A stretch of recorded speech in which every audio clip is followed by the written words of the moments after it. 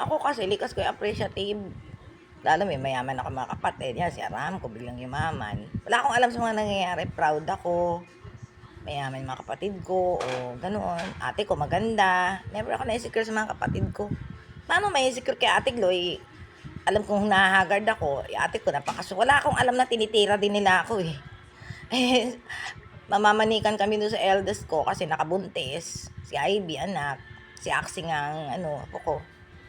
Nagbibigay respeto ko sa mga balae. Nagpapasama ko kay Aram ko noon. Ay ko Ram samahan. Ha? Naka-YouTube ako. Sabi ko, nag-YouTube ako. Sabi ko, Aram ko samahan niyo ako ni Ate Glo, pauwiin ko. Babalay tayo kay IB, magbigay respeto kasi nabuntisan nga ni Erwin, parental. Sabi naman ni Erwin, naka-ready na ako pauwiin si Ate Glo, madali na kausap yan eh. Wala naman akong ano-ano sa kanya eh. Pauwiin ko ba kung insecure sa mga kapatid? O MG na, wala sa utak ko yun, wala sa isip ko. Tsaka makahilig ko sa makakinang, o appreciative ako, palabati ako ng mga bahay, hindi ako dead ma. Wala na, mga kapatid ko, si Aram, ganda ng bahay sa QC, yung sa original. Sabi ko, ang ganda naman ng bahay. Ganun lang, yung mga natural ko, ang ganda naman yan. Uy, ang ganda naman. Mahilig ako sa mga kahit mga Sanrio lang yung mga ice cream ng galon, mga colorful sila. Hingin ko yan, mapakinabangan pa. Ganun lang, appreciative, open, kikay, proud, hindi inggit.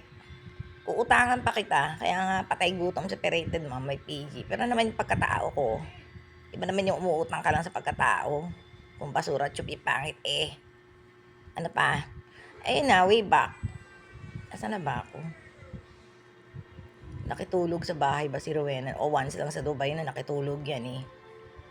Sabi ko, halika tulog ka sa bahay. Solo room na namin sa rooftop sa Bila. Malaki na rin ang upa doon. Almost 25,000 sa peso. Parang kahoy-kahoy lang yun, ano? Di lalo na yung mga condo unit nila. Mga professional naman yan, mga kapatid ko, si Rudy.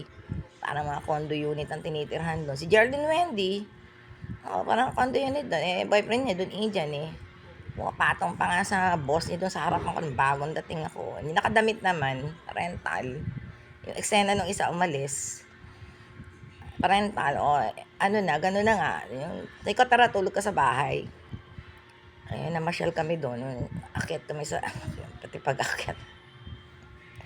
Yung, wala na kasi kung memories doon. Basta yung tulugan namin sa gabi, ay natural, si Edwin sa lapag, kami sa bed, parental. Nandito ako sa pinakawakas, dahil nandiyon yung asawa ko sa lapag.